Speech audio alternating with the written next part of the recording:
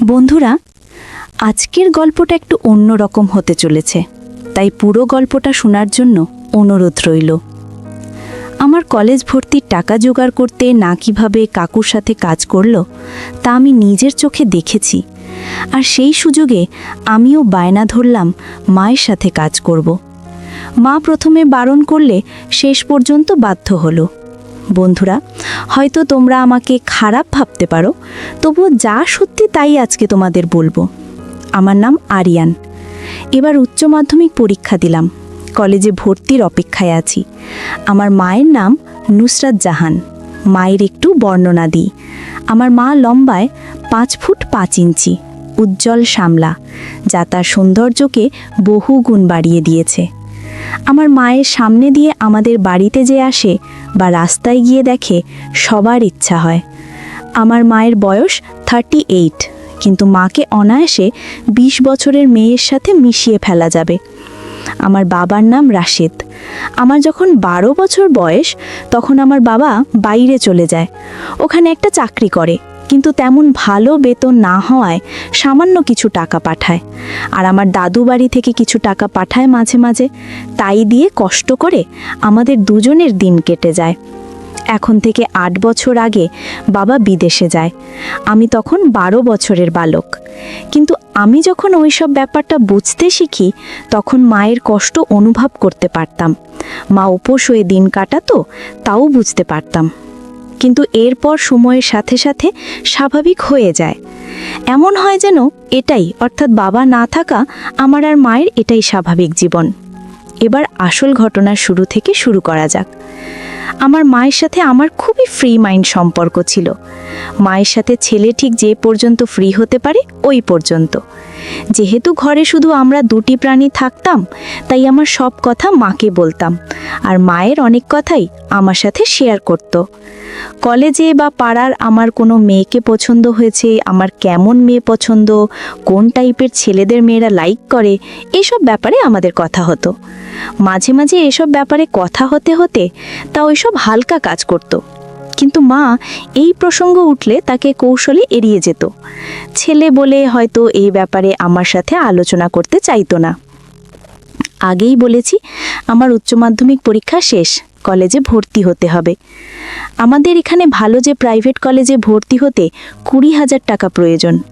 কিন্তু দেখা গেল বাবার পক্ষে এত টাকা একবারে দেওয়া সম্ভব না। আর দাদুকে জানালো মা।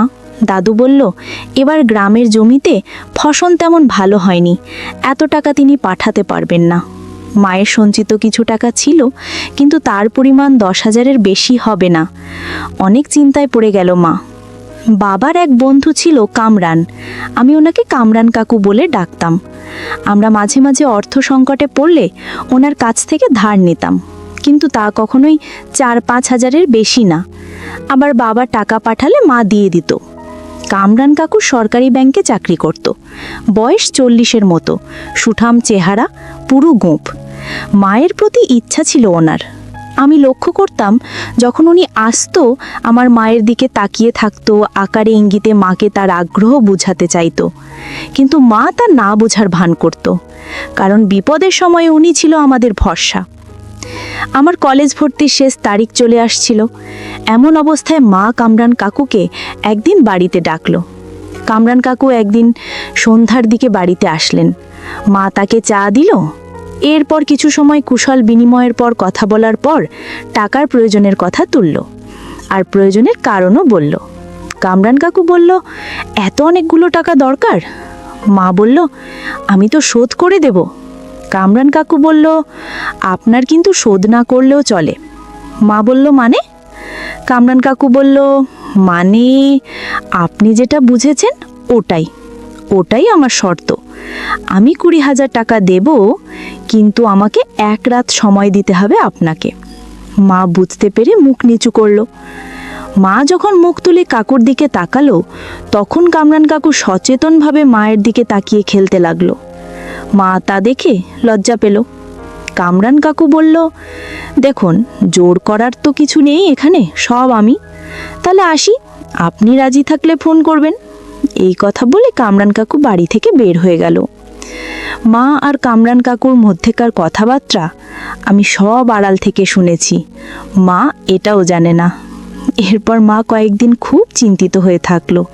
আগের মতো হাসে না, আমার সাথে ভালোভাবে কথা বলে না।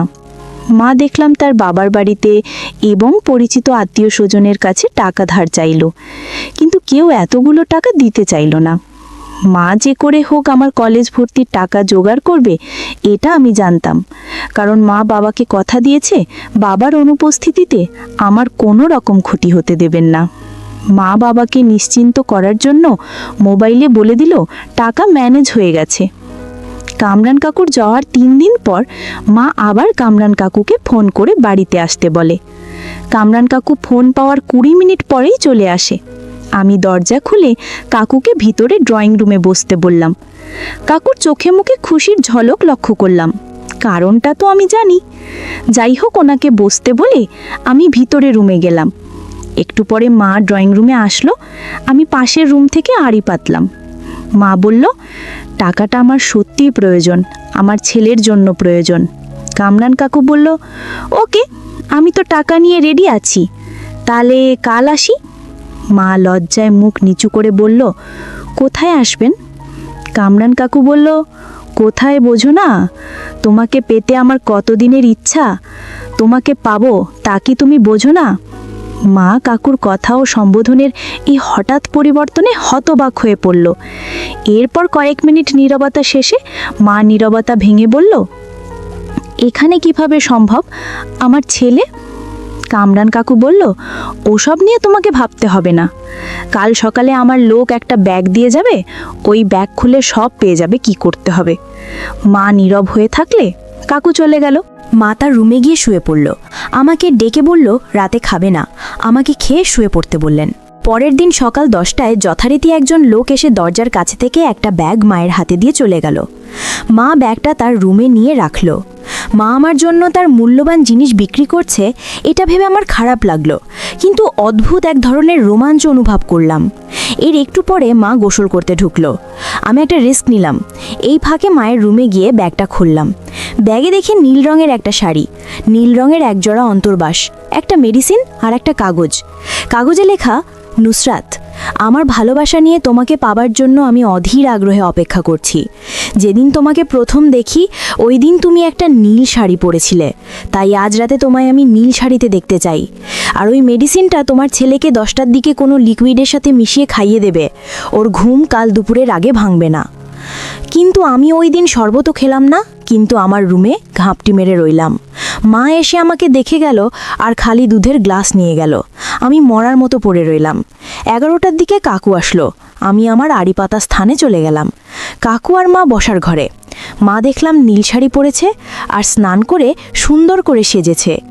কাকু মায়ের মাথা থেকে পা পর্যন্ত দেখে মুখ থেকে ওয়াও শব্দ বের করলো। মাকে বলল, এত দূরে বসে আছো কেন? আমার কাছে এসে বসো। মা তার জায়গায় বসে রইল। কাকু এবার ধমক দিয়ে বলল, কিরে, তুই আসবি না? আমি চলে যাব। মা এবার উঠে কাকুর পাশে তবে একটু দূরে গিয়ে বসলো। মা কাকুকে বলল, এখানে কেন? রুমে চলুন, আমার ছেলে। কাকু হ হ করে হেসে বলল, তোমার আবার রুম কি? কাজ তো একই, তবে রুমে তো যাবেই। কিছুক্ষণ পর মা প্রায় কাঁদো কাঁদো হয়ে আকুতি করতে লাগলো। বলল, দয়া করে ওখানে করবেন না, আমি মরে যাব। কাকু বলল, তুমি মরলে মরো, তাতে আমার কি? একটু ভেবে আবার বলল, ঠিক আছে, আমি আজ খুব খুশি, তাই তোর এই কথা রাখলাম। কিছুক্ষণ পরে আবার কাকুর সময় ঘনিয়ে আসছে। আমি তারপর নিজের রুমে গিয়ে বিছানায় শুয়ে পড়লাম। এতক্ষণ কি দেখলাম তা মনে করে অনেক কিছু ভাবলাম। আমার স্নেহময়ী মাকে শুধু মনে আসতে লাগলো। মায়ের কথা মনে করে আমার খুব কষ্ট লাগলো। পরক্ষণে মাকে নিয়ে এসব কি ভাবছি তা মনে করে অপরাধ বোধ হতে থাকলো। কিন্তু যে মা বাবার অবর্তমানে তার বন্ধুর সাথে, সেই মাকে নিয়ে স্বভাবের দোষ নেই এটা বলে নিজেকে বুঝলাম। কিন্তু আবার মনে হলো মা তো আমার জন্য এসব করলো।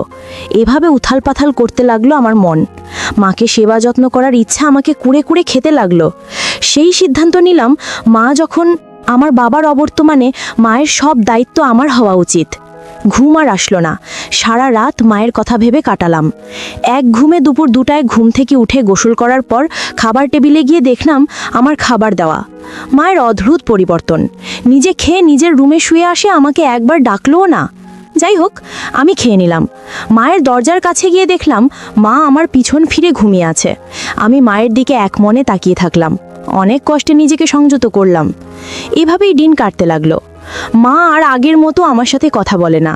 আমার হাতে কাকুর দেওয়া কলেজ ভর্তির টাকা দিল। আমি টাকা কোথায় পেয়েছো এটা মায়ের কাছে জিজ্ঞাসা করলাম না, কারণ আমি তো জানি আমি টাকা জমা দিয়ে কলেজে ভর্তি নিলাম। 3 মাস পর ক্লাস শুরু। এভাবে চলতে লাগলো। আমি লুকিয়ে চুরিয়ে শুধু মাকে দেখে যাচ্ছি আর নিজেকে নিজেই শান্ত করছি। মায়ের ঘর ঝাড়ু দেওয়া, কাপড় কাচা, ঘুম, রান্না সবই ছিল মায়ের জন্য। ইদানিং দেখি মা তার ঘরের দরজা বন্ধ করে ঘুমায়, যা আগে করতো না। আমার ধারণা মাও নিজেকে নিজে শান্ত করে, আবার অন্য কিছুও নিতে পারে। কাকুর ওই দিনের ব্যবহারে মায়ের ইচ্ছা আবার জেগে উঠেছে। এমন করে 10-12 দিন কেটে গেল। একদিন বিকেলে বন্ধুদের সাথে আড্ডা দিয়ে আমি বাড়িতে আসলাম। দুপুরের দিকে মা ঘুমিয়ে থাকলে আর আমি বাইরে গেলে আমি আর মাকে ডাকি না, তালা দিয়ে চাবি নিয়ে বাইরে চলে যাই। বেশি দূরে না গেলে এটা করি। বাড়িতে কেউ আসলে মা ফোন করে, আমি এসে খুলে তাকে ভেতরে নিই। সেই রকম তালা খুলে আমি সন্ধ্যায় বাড়িতে ঢুকলাম। ঢুকে যা দেখলাম তাতে আমার চক্ষু ছানা বড়া। মা তার রুমে ঘুমিয়ে আছে। আমার মনে হয় রুমের দরজা লাগাতে ভুলে গেছে। মা শুধু একটা নিচের পোশাক পরেছে, আর কিচ্ছু নাই। আমি একবার ভাবলাম দৌড়ে গিয়ে মায়ের কাছে যাই, কিন্তু অনেক কষ্টে নিজেকে সংযত করলাম। কিন্তু মনে মনে প্রতিজ্ঞা করলাম, আমি যদি পুরুষ মানুষ হই, আজকালকের মধ্যে আমার মনের কথা মাকে বলে দেব। এই কথা ভেবে মায়ের রুমের দরজাটা চেপে দিয়ে ড্রয়িং রুমের বেডরুমে ঢুকলাম। আমাদের বাড়িতে 2টো বেডরুম, একটা মায়ের রুমে আর একটা ড্রয়িং রুমে। গিয়ে নিজেকে ঠান্ডা করলাম। মা বুঝতেও পারল না আজকে আমার অবস্থা। পরের দিন দুপুরে খাওয়ার পর মা তার রুমে বসে একটা কাঁথা সেলাই করছিল। আমি সংকল্প করলাম, আজ হয় এসপার নয় ওসপার। আজ যে করেই হোক মাকে দিয়ে আমার কাজ করা হবে। মায়ের রুমে গিয়ে কি করে কি করব তা চিন্তা করতে লাগলাম আমার রুমে বসে। কিছুক্ষণ পরে মায়ের রুমের দিকে পা বাড়ালাম। আমি মায়ের রুমে গিয়ে মায়ের পাশে বসলাম। এরকম আগে 10 বার বসেছি, কিন্তু আজ বসার কারণটা আলাদা। মা একটা গোলাপি রঙের শাড়ি পরেছে আর তার সাথে লাল রঙের ব্লাউজ। আমি অনেকক্ষণ ধরে বসে আছি, কিন্তু কিছু বলছি না দেখে মা বলল, কিরে কিছু বলবি? আমি বললাম, ও হ্যাঁ মা, তোমাকে ইদানিং কেমন অন্যরকম লাগে, তোমার কি কিছু হয়েছে? মা বলল, দূর পাগল, আমার আবার কি হবে? আমি বললাম, মা আমার সাথে ঠিকমতো কথা বলো না, একা একা কি যেন ভাবো, তোমাকে খুব ডিপ্রেসড মনে হয়, আসার চেষ্টা করে। মা বলল, কি যে বলিস, এসব তোর মনের ভুল। আমি বললাম, না মনের ভুল না, তোমার কি হয়েছে আমি জানি। মা চোখ মুখ ফ্যাকাশে করে বলল, কি জানিস? আমি বললাম, মা ওই দিন আমি একটু শরবতও খাইনি, সব বাইরে ফেলে দিয়েছি। এই এক লাইন কথাতেই কাজ হলো। মা যেন আকাশ থেকে পড়লো, হাঁ হয়ে কিছুক্ষণ নিচের দিকে তাকিয়ে বসে থাকলো। মুখ থেকে কোনো কথা বের হচ্ছে না।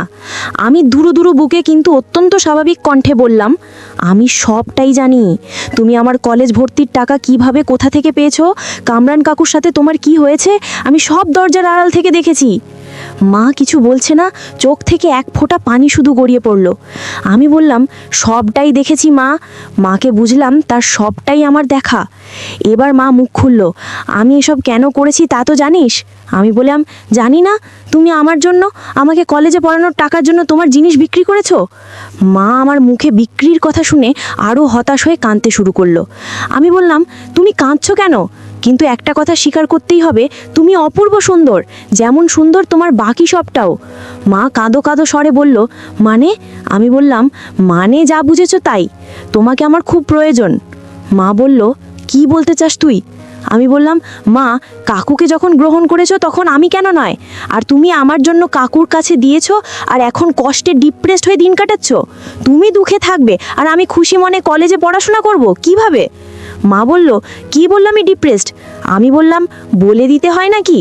আর তুমি হয়তো এই ঘটনার আকস্মিকতায় হতভম্ব, কিন্তু তোমাকে কামরান কাকুর সাথে ওই অবস্থায় দেখার পরে আমার একটা দিন যে কি অসহ্য যন্ত্রণায় কেটেছে তা কি তুমি বোঝো?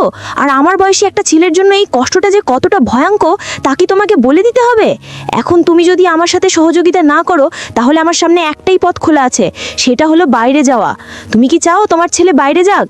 বোঝা গেল মা মনের ভুলেও আমার কাছ থেকে এমনটা আশা করেননি।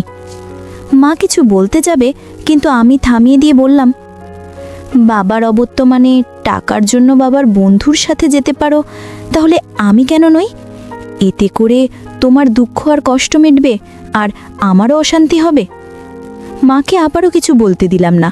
আমি বললাম, দেখ, ভালো সাজার চেষ্টা করো না। তুমি যদি ভালো হতে তাহলে কাকুকে দিতে না। আমার মুখে এমন কথা শুনে মা লজ্জা পেল নাকি হতাশ হলো মুখ দেখে বোঝা গেল না। মুখে বলল, কিন্তু তুই যে আমার ছেলে। আমি বললাম, তো কি হয়েছে?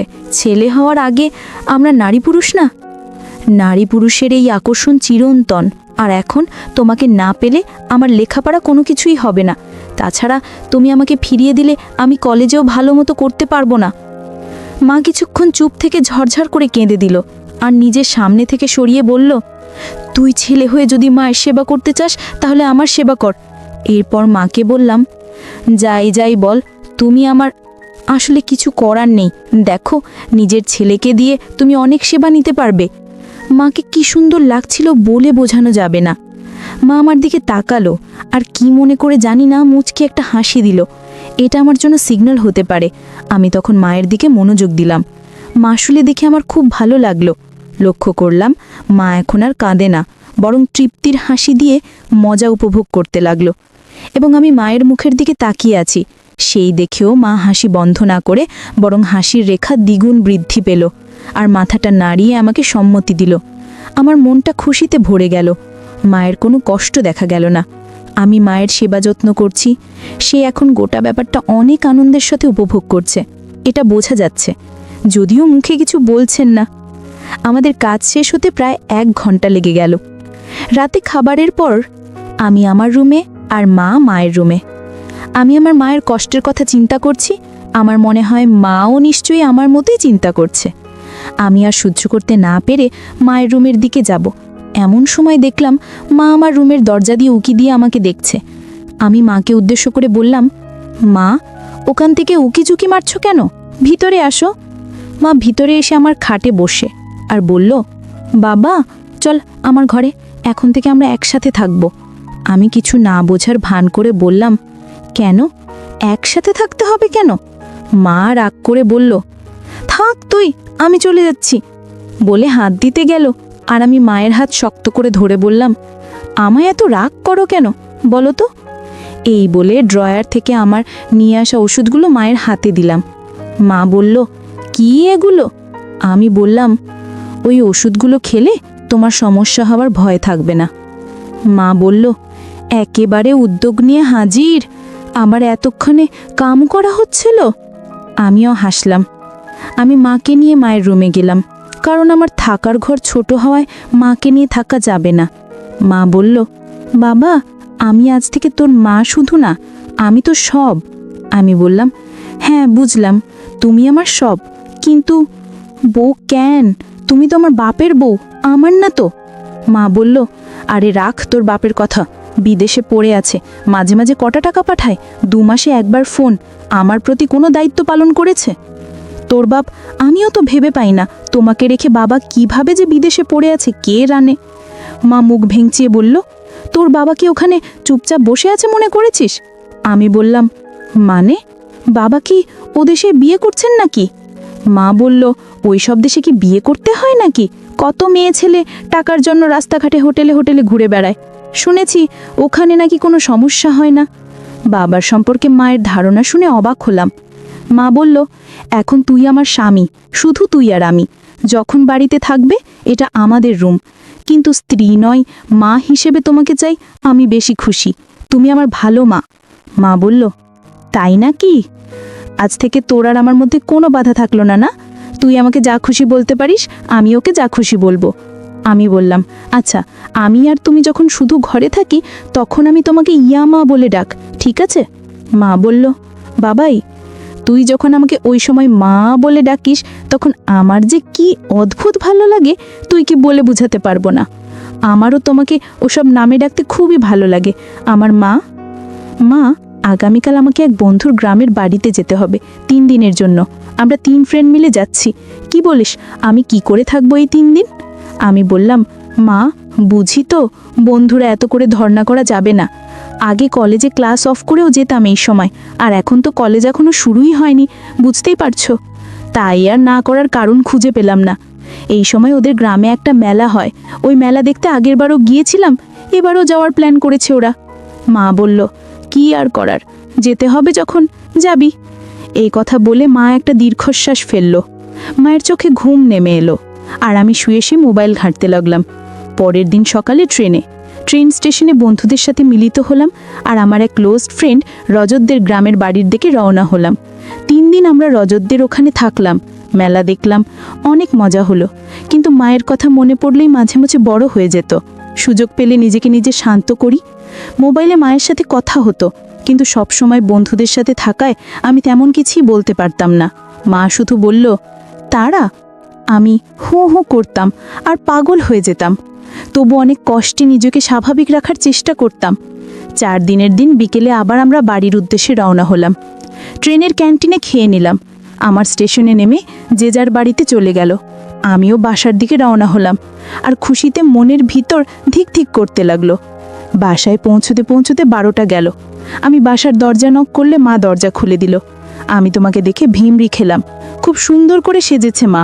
কাকুর সেই নীল শাড়িটা বহুদিন পরে আজ পরেছে মা। আমি বললাম, কি ব্যাপার মা, এত সেজেছ কেন? মা বলল, কই যাচ্ছি, তুই 3 দিন বাইরে ছিলে, তাই আজ একটু ভালোভাবে নিজেকে তার সামনে পরিবেশনের চিন্তা করলাম। আমি বললাম, ওহ মা, তোমাকে আবার সাজতে হয় নাকি? তুমি তো এমনিতেই অনেক সুন্দর। মা বলল, যাই বাড়িয়ে বলছিস। এত সুন্দর হলে আমাকে আমার প্রিয় নামে একবারও ডাকলি না কেন? এই কথা বলে মা অন্যদিকে তাকালো। আমি বললাম, দিস, রাগ করো না আমার মা। মুচকে একটা হাসি দিয়ে বলল, আমি খেয়ে নিয়েছি, তুই হাত মুখ ধুয়ে খেয়ে নে। আমি বললাম, আমিও খেয়েছি। তাহলে তুমি? আমি হাত মুখ ধুয়ে রুমে আসছি, তুমি আমাদের রুমে যাও। এই কথার পরে মা রুমে গেল। আমি হাত মুখ ধুয়ে একটা লুঙ্গি পরে আমাদের মা আর আমার রুমে গেলাম। মা উল্টো দিকে ফিরে শুয়েছিল। আমি বললাম, তাই 3 দিন কেমন ছিল? মা বলল, কেমন আর থাক, শুধু তোর কথাই ভেবেছি। আমার খোঁজার কে রাখে বল? একাই ছিলাম নিজের মতো, কিন্তু ভেতরে অনেক কষ্ট পাচ্ছিলাম। আমি বললাম, মা একটা কথা বলবো? মা বলল, এ আবার কি? বলছি না আমরা একে অপরকে যা খুশি বলবো, এতে আবার জিজ্ঞেস করার কি আছে? আমি বললাম, না মানে তুমি বললে না তোমার কেউ খোঁজ নেয় না, আমি না থাকলে তুমি একা থাকো। তুমি কি জানো, তুমি যদি চাও তোমার জন্য সবাই থাকবে, তোমার একটু সময়ের জন্য সবাই কাকুতি মিনতি করবে, তুমি হবে সবার আলোচ্য বস্তু। মা বলল, মানে তুই কি বলছিস? কিছুই তো বুঝতে পারছি না। আমি বললাম, মা দেখো, তুমি তোমার এই মূল্যবান গহনা সম্পদ দিয়ে সকলকে তোমার ঘোরাতে পারে। আমি জানি যে কোনো মানুষ যখন তোমাকে দেখে তখন তাদের খুব ইচ্ছে হয়, এমনকি আমাদের অনেক নীতিয়াত্ম মেয়ের মধ্যেও আমি এটা দেখেছি। এখন তুমি যদি একটু চান্স দাও তাহলে কি হবে বুঝতে পারছো? তুমি হবে সকলের নয়নের মণি। কেউ খোঁজ নেয় না বলে আর আফসোস করতে হবে না। মা অবাক হয়ে বলল, বাবা তুই যা বলছিস ভেবে বলছিস তো? আমি বললাম, হ্যাঁ মা, আমি সব ভেবেই বলছি। তুমি তো বলেছো বাবা বাইরে কি করছে, বাবা যদি করতে পারে তুমি পারবে না কেন? সবারই নিজের জীবনকে উপভোগ করার অধিকার আছে। এখন তুমি চাও কিনা সেটা বলো। মা বলল, সেই না হয় হলো, কিন্তু। আমি বললাম, কোনো কিন্তু নেই। মা বলল, তুই এখন আমার সব, তুই যা বলবি তাই হবে। আমি বললাম, এই তো আমার লক্ষ্মী মায়ের মতো কথা। তবে আজ থেকে দেখো আমাদের জীবন কত অ্যাডভেঞ্চার আর মজায় ভরে ওঠে।